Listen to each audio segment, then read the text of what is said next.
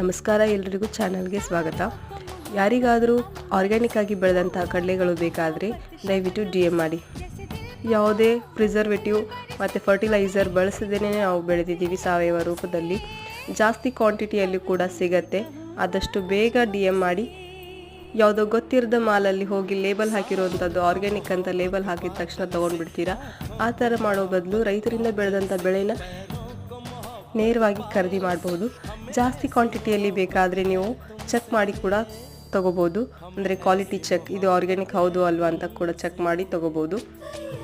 Minimum ಅಂದರೆ 5 kg purchase ಮಾಡ್ಬೋದು.